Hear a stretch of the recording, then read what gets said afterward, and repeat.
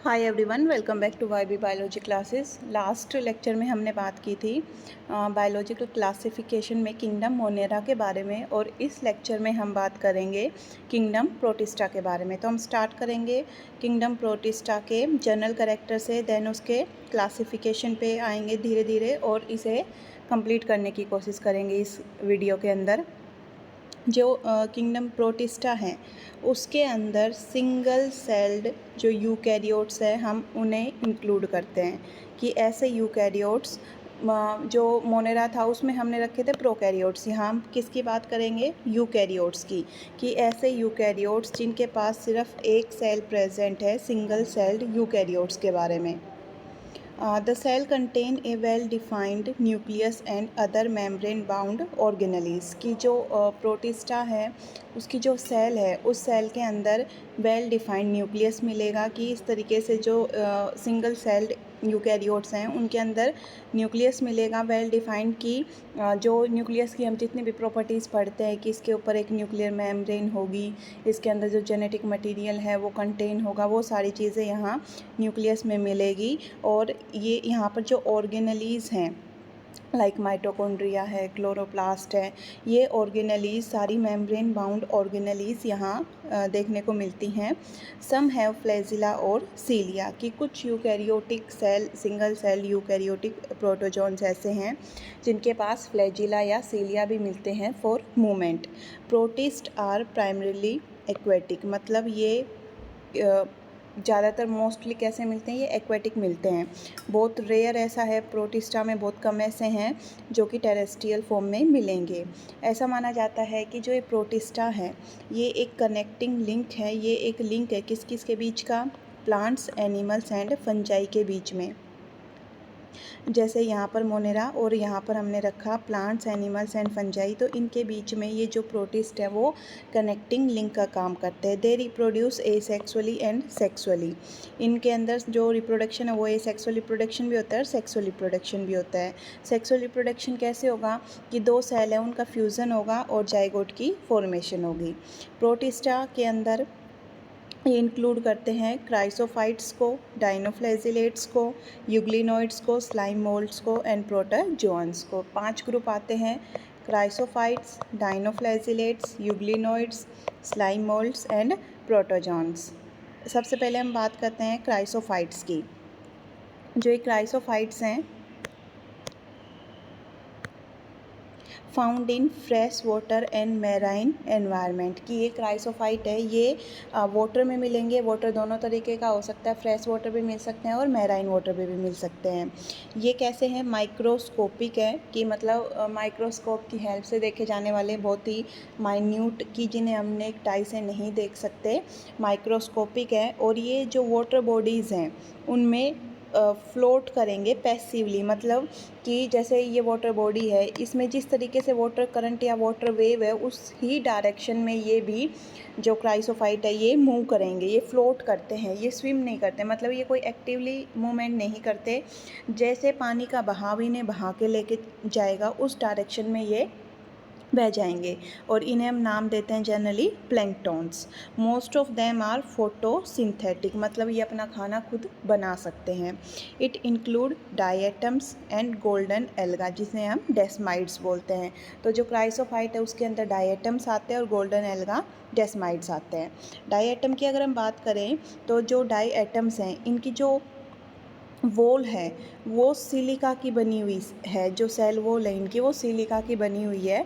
और ये ऐसे जैसे सोप बॉक्स की तरह एक दूसरे में फिट होने वाला, कि इस तरीके से, या फिर हम कहें कि इस तरीके का इनका जो शेल है ओवरलैपिंग शेल मिलता है। दो थिन, एक और दो बहुत पतले पतले ओवरलैपिंग शेल मिलेंगे, और वो एक दूसरे में आपस में इस तरीके से फिट मिलते हैं जैसे कि जो साबुन का डिब्बा होता है वैसे।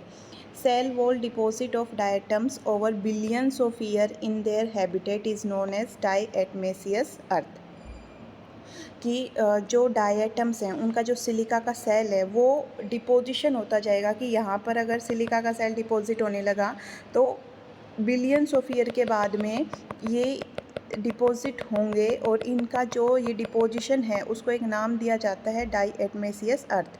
और इसका हम यूज़ करते हैं सिरप्स बनाने में, जो ऑयल्स को फ़िल्टर करने में, पॉलिशिंग करने में, इसके अलावा जो वाइन्स हैं उनकी फ़िल्टरिंग करने में, और साउंड प्रूफ घर बनाने में। ऐसा भी बोला जाता है कि जो इजिप्ट के पिरामिड्स है उनके अंदर भी इन डाईएटमेसियस अर्थ का ही यूज़ किया गया है। Diatoms are the chief producer in the ocean. ये प्लैंकटन है, तो हम पढ़ते हैं जू प्लैंकटन, फाइटोप्लैंकटन, जो ओशियंस हैं, जो वाटर फूड चेन हम पढ़ते हैं, aquatic food chain.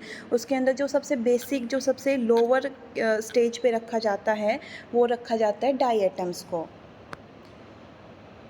Then dinoflagellates, second category की अगर हम बात करें तो these are marine, not fresh water, these are marine.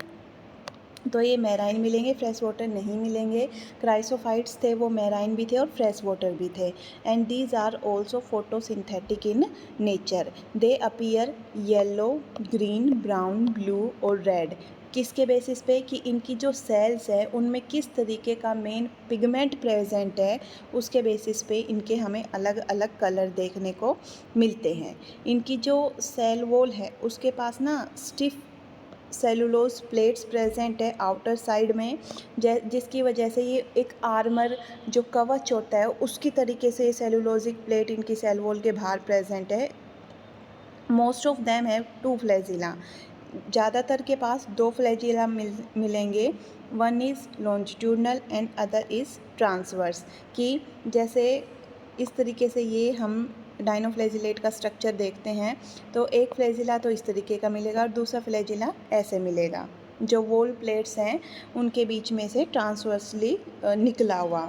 जो रेड डाइनोफ्लैजिलेट्स हैं जैसे कि Gonyaulax undergo rapid multiplication so that the sea appears red. और इसकी वजह से क्या कॉज होता है? Red tide. They release toxins that kill marine animals like fish. कि जो ये रेड डाइनोफ्लैजिलेट है जिसका हमने एग्जांपल लिया गोनिएलेक्स, ये क्या करते हैं कि इतना रैपिड मल्टीप्लिकेशन करते हैं, इतना फास्टली डिवाइड करते हैं, और जिनकी वजह से पूरा सी हमें कैसा दिखता है कि वो रेड हो गया। और जब लहर आएगी, जो टाइड आएगी उसके साथ में वो ऐसे फ्लोट करेगा तो ऐसे लगता है कि वो रेड कलर की टाइड है, वो तो उसे नाम दिया जाता है रेड टाइड। और जो ये गोनिएलेक्स है, जो रेड डाइनोफ्लैजिलेट्स हैं, ये रिलीज़ करते हैं टॉक्सिन्स को, और इनके टॉक्सिन रिलीज़ करने की वजह से ही जो मैराइन एनिमल हैं उनकी डेथ होती है। देन जो थर्ड कैटेगरी है वो है euglenoids. Euglenoids mainly fresh water organism है, और ये स्टेगनेंट वाटर, मतलब कि जो एक जगह खड़ा हुआ पानी होता है ना, लाइक पॉन्ड का, जो हमारे तालाब हैं उनके अंदर ये मिलेंगे, और ये फ्रेश वाटर में ही मिलते हैं। Instead of a cell wall they have a protein rich layer called pellicle. कि इनके पास आपने यूग्लिना का डायग्राम देखा होगा। यूग्लिना के डायग्राम जो इस तरीके से हम यूग्लिना का डायग्राम बनाते हैं, तो जो यूग्लिना के डायग्राम में ऐसे ऐसे ये आउटर साइड में इस तरीके से हम ट्रांसवर्स टाइप की प्रोटीन की लेयर देखते हैं। जो ये प्रोटीन की लेयर है, इनके पास सेल वॉल नहीं होती, इस तरीके से प्रोटीन की लेयर प्रेजेंट है जिसको नाम दिया जाता है पेलिकल। और इस पेलिकल के प्रेजेंट होने की वजह से ही इनकी जो बॉडी है वो कैसी होती है? फ्लेक्सिबल होती है। तो इनकी बॉडी फ्लेक्सिबल है यूग्लिनॉइड्स की because of presence of this pellicle. Then जो ये यूग्लिनॉइड्स हैं इनके बारे में और बात करें तो इनके पास दो फ्लैजिला होते हैं। एक फ्लैजिला छोटा होगा और एक बड़ा होगा। अभी मैंने जो डायग्राम बनाया था उसमें मैंने एक छोटा और एक बड़ा इस तरीके से फ्लैजिला बनाया था। They are photosynthetic in the presence of sunlight, but in the absence of sunlight they behave like heterotroph. तो जो इनका मोड ऑफ न्यूट्रिशन है वो बोला जाता है मिक्सोट्रोपिक मोड ऑफ न्यूट्रिशन। की अगर सनलाइट प्रेजेंट है तो ये फोटोसिंथेटिक ऑर्गेनिज्म की तरह बिहेव करेंगे, और अगर सनलाइट एब्सेंट है तो ये हेटरोट्रोपिक ऑर्गेनिज्म की तरह बिहेव करेंगे। और ये क्या करेंगे हेटरोट्रोपिज्म में? ये एज एन प्रीडेटर, जो छोटे छोटे स्मॉल ऑर्गेनिज्म हैं उनके ऊपर प्रीडेटर की तरह रहेंगे।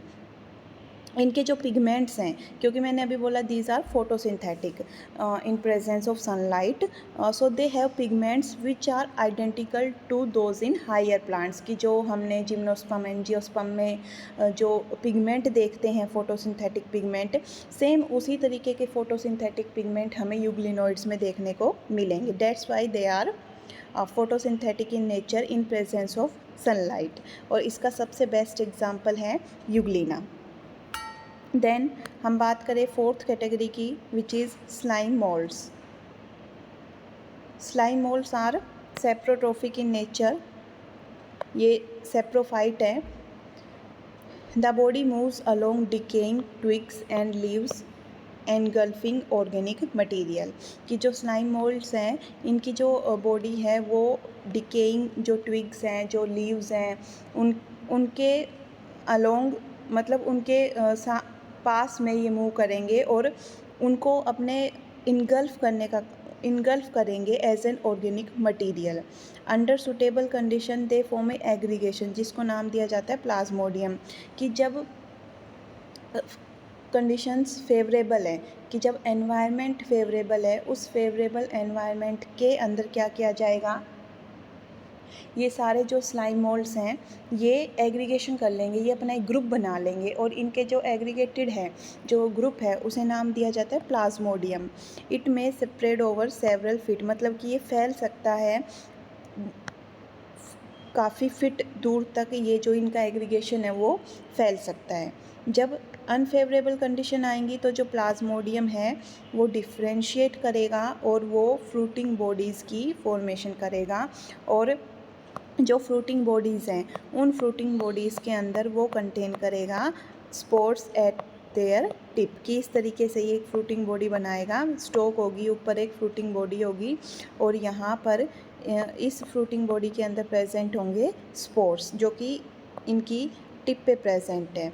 और जो ये स्पोर्स है, इन स्पोर्स के पास में ट्रू वॉल प्रेजेंट है, और जो ये स्पोर्स है, ऐसा बोला जाता है कि स्पोर्स में ये इनके चारों ओर इस तरीके से सिस्ट वॉल प्रेजेंट होती है, और ये सिस्ट वॉल काफ़ी रजिस्टिव नेचर की है, और इस रजिस्टिव नेचर की सिस्ट वॉल के प्रेजेंट होने की वजह से जो स्पोर्स है वो अनफेवरेबल कंडीशन में सेवरल ईयर, मतलब कि बहुत सारे ईयर तक, सालों साल तक सर्वाइव कर सकते हैं।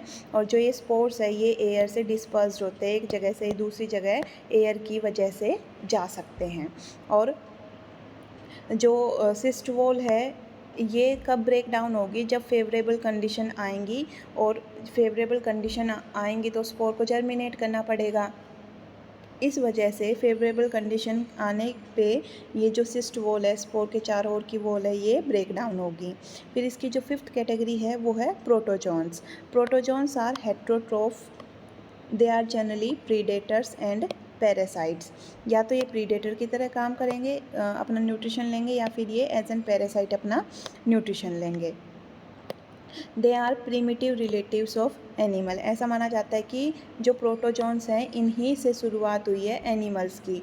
प्रोटोजोआ के बाद इनको बोला जाता है पैराजोआ, की जोआ मीनी एनिमल से पहले वाले। फिर आएंगे मेटाजोआ। मेटाजोआ में भी एक कैटेगरी होती है यू मेटाजोआ, मतलब कि ट्रू मेटाजोआ, ट्रू एनिमल्स। तो पैराजोआ मतलब कि एनिमल के आने से पहले, तो प्रोटोजोन्स आर पैराजोन्स, और इन्हीं से शुरुआत हुई थी। ये जैसे सिंगल सेल्ड ऑर्गेनिज्म है, जब इनमें एग्रीगेशन बनने लगे तो इनके एग्रीगेशन की वजह से आगे सेल्स से मल्टी सेलुलर कंडीशन आने लगी, फिर टिश्यू बनने लगे, ऑर्गन बनने लगे, और पोरीफेरा, सीलेंट्रेटा, प्लेटिहेल्मिन्थेस, एस्क्लेमेंथिस, एनेलिडा, आर्थ्रोपोडा, ये सारी चीज़ें धीरे धीरे हायर कोर्डेट तक ऑर्गेनाइजेशन बनने लगी। There are 4 major group of protozoans. अब ये 4 मेजर ग्रुप प्रोटोजोआ के कौन कौन से हैं, मतलब एक तरीके से इनका ये क्लासिफिकेशन बता रखा है। Amoeboid protozoans, flagellated protozoans, ciliated protozoans and sporozoans. जो अमीबॉइड प्रोटोजोन्स हैं they live in fresh water, sea water and moist soil, की जो नमी वाली सोयल है और जो वाटर है fresh water as well as sea water के अंदर ये मिलेंगे। They move and capture prey by putting out pseudopodia. इसका सबसे बेस्ट एग्जांपल है अमीबा, एंटामीबा हिस्टोलिटिका। और एग्जांपल क्या है? अमीबा। जो अमीबा है वो फ्रेश वाटर ऑर्गेनिज्म है, वो सी वाटर में भी रह सकता है, सॉइल मोस्ट सॉइल में भी रह सकता है। ये जैसे ये अमीबा है, इसे यहाँ पर कोई भी प्रे दिखा तो ये क्या करेगा? बाहर की ओर इस तरीके से एक अपना एक्सटेंशन निकालेगा और उस प्रे को इनगल्फ कर लेगा। और इस एक्सटेंशन का नाम क्या है? सूडोपोडिया। सूडो मीनी फॉल्स, पोडिया मीनी पैर, कि फॉल्स पैर, कि इनका रियल फिट नहीं होते, फॉल्स फिट होते हैं। एग्जाम्पल है amoeba. Marine form have silica shell on their surface, some of them are parasitic. कि जो मैराइन फॉर्म है उनके वो सी वाटर में रहते हैं, तो सी वाटर से ही वो सिलिका की डिपोजिशन अपनी बॉडी के ऊपर करवाएंगे और mostly these are parasitic in nature. Entamoeba इसका एग्जाम्पल है। देन हम बात करते हैं फ्लैजिलेटेड प्रोटोजोन्स की। तो ये फ्री लिविंग हो सकते हैं या फिर ये पैरासिटिक हो सकते हैं। इनके पास प्रेजेंट होती है फ्लैजिला फॉर देयर मूवमेंट। जो पैरासिटिक फॉर्म्स हैं वो डिजीज़ कोज करेंगी लाइक स्लीपिंग सिकनेस, ट्रिप्नोसोमा इसका एग्जाम्पल है। जो ये क्लासिफिकेशन है प्रोटोजोआ का, इस क्लासिफिकेशन की मैंने एक अलग से वीडियो डाल रखी है, general character and classification of protozoa, और उसमें नोट्स भी प्रोवाइड करवा रखे हैं। जो भी बच्चे इंटरेस्टेड हैं इस टॉपिक को और ज़्यादा डीप में पढ़ने के लिए, वो बीएससी फर्स्ट करके एक प्लेलिस्ट है मेरे ही चैनल पे, उसमें प्रोटोजोआ एंड क्लासिफिकेशन, प्रोटोजोआ के general character of protozoa and classification of protozoa करके एक वीडियो मिलेगी। उसमें इसका पूरा फुल्ली डिस्क्राइब कर रखा है डिटेल में। सीलिएटेड प्रोटोजोन्स की अगर हम बात करें तो ये एक्वेटिक मिलते हैं, एक्टिवली मूविंग ऑर्गेनिज्म है, और ये थाउजेंड्स ऑफ सीलिया को यूज़ करते हैं मूव करने के लिए। इसका सबसे बेस्ट एग्जांपल है पैरामीशियम। तो पैरामीशियम की जब आप डायग्राम को देखेंगे तो उनके पास आपको एक कैविटी नज़र आएगी जिसको क्या बोलते हैं? गुलट, और ये कैविटी बाहर की ओर खुलती है, और इसको पैरामीशियम को स्लीपर ऑर्गेनिज्म भी बोलते हैं क्योंकि इसकी जो शेप है वो चप्पल जैसी है। By the movement of सीलिया the water with food enter into gullet. Gullet मतलब इनका माउथ, कि इनकी बॉडी कुछ इस तरीके की है पैरामीशियम की, और यहाँ पर ये गुलेट प्रेजेंट होता है और इसकी पूरी बॉडी के ऊपर ऐसे सीलिया प्रेजेंट होंगे, ऐसे सीलिया प्रेजेंट होते हैं। और वाटर और इन सीलिया की मूवमेंट की वजह से जो वाटर के अंदर ये फूड है ये इस गुलेट के थ्रू बॉडी में एंटर करेगा। साथ में यहाँ पर दो कॉन्ट्रैक्टाइल वैक्यूल भी प्रेजेंट होते हैं बिकॉज दे आर एक्वेटिक। और जब ये मैराइन फॉर्म उसमें फ्रेश वाटर फॉर्म में रह रहे हैं तो इन्हें कॉन्ट्रैक्टाइल वैक्यूल के थ्रू अपने अंदर ऑस्मोसिस को, जो ऑस्मो रेगुलेशन है उसे कंट्रोल करना पड़ता है। और यहाँ पर दो न्यूक्लियस होते हैं, एक तो मैक्रो न्यूक्लियस और एक माइक्रो न्यूक्लियस। तो ये चीज़ें थोड़ी डिटेल में है, ये आपको मेरे चैनल पे इनकी भी वीडियो मिलेगी, अवेलेबल है अभी। देन जो लास्ट कैटेगरी है वो है स्पोरोजोआ की। स्पोरोजोआ, इनके अंदर क्या स्पोर लाइक स्टेज आती है, कि इनकी पूरी लाइफ साइकिल में स्पोर लाइक स्टेज आएगी, और वो जो स्पोर लाइक स्टेज है वो कैसी होती है? इन्फेक्शियस, मतलब वो इन्फेक्शन को कॉज करती है। ऐसी स्पोर लाइक स्टेज जो कि इन्फेक्शन को कॉज करेगी, उसी के बेसिस पे इसका नाम पड़ा है स्पोरोजोआ, कि ऐसे एनिमल जो कि स्पोर्स को कंटेन करते हों। प्लाज्मोडियम इसका सबसे बेस्ट एग्जाम्पल है, जो मलेरिया का पैरासाइट है जिसकी वजह से मलेरिया होगा, प्लाज्मोडियम। जो प्लाज्मोडियम है उसकी जो शेप है वो कुछ इस तरीके की ट्रांसवर्स लाइक ऐसी शेप है प्लाज्मोडियम की, और ये पैरासाइट है। इसके अंदर यहाँ पर न्यूक्लियस मिलेगा, ऐसे इस तरीके से ऐसे पूरी बॉडी के ऊपर ऐसे पेलिकल प्रेजेंट होता है, और फ्लैजिला होगा। ये जो प्लाज्मोडियम है ये मतलब अलग अलग इनकी स्पीसीज़ है, plasmodium falciparum, plasmodium malariae, plasmodium vivax, और ये अलग अलग तरीके का मलेरिया कोज करते हैं जिसकी सीवियरिटी अलग अलग हो सकती है। और जो ये प्लाज्मोडियम है ये इसकी इलेक्ट्रॉन माइक्रोस्कोप से ली हुई ऐसी ये फ़ोटो दिखती है, इलेक्ट्रॉन माइक्रोस्कोप में ये इस तरीके का दिखता है। और इस प्लाज्मोडियम का कैरियर होता है फीमेल एनाफिलीज मॉस्किटो, और जो फीमेल एनाफिलीज मॉस्किटो है वो क्या करेगा कि अपने उसके सलाइवा के अंदर जो सलाइवरी ग्लैंड है उसमें स्पोरोजोन प्रेजेंट है। इन्फेक्टिव एजेंट जो इन्फेक्टिव स्टेज है प्लाज्मोडियम की वो स्पोरोजोआ है। स्पोरोजोआ प्रेजेंट है, वो एंटर करते हैं ह्यूमन की बॉडी में, लीवर में जाके वो इन्फेक्शन करेंगे और बहुत सारे अपने नंबर को बढ़ाएंगे, जिसको हम साइजोगोनी बोलते हैं। देन वो लीवर से आरबीसी में जाएंगे, आरबीसी को रप्चर करेंगे, वहाँ पर अपने गैमेट्स की फॉर्मेशन करेंगे। उन गैमेट को फिर से इन्फेक्टेड पर्सन को जब मॉस्किटो बाइट करने आएगा तो वो उन गैमेट को अपने उसमें ब्लड में लेगा, अपने फूड में लेगा, जो कि ब्लड है ह्यूमन का। फिर जो फर्दर डेवलपमेंट है गैमेटोसाइट्स की वो जाके होगी मॉस्किटो के जो फीमेल एनाफ्लीज है उसके गट के अंदर। तो ऐसा क्यों? क्योंकि जो गैमेटोसाइट हैं वो फर्दर डिवाइड नहीं कर सकते ह्यूमन के अंदर, क्योंकि ह्यूमन का बॉडी टेम्परेचर मॉस्किटो के बॉडी टेम्परेचर से ज़्यादा है और उन्हें डेवलप करने के लिए चाहिए कम टेम्परेचर। दैट्स वाई उनकी फर्दर जो डेवलपमेंट है वो फीमेल एनाफ्लीज के गट के अंदर होगी। आई थिंक आपको ये इतना समझ में आया होगा। ये बायोलॉजिकल क्लासिफिकेशन का जो आगे ये है क्लासिफिकेशन है, इसे हम आगे कंटिन्यू करेंगे। फंजाई, प्लांटी, एनिमेलिया इन्हें कंटिन्यू करेंगे हम अगली वीडियो में। Thank you for watching my video.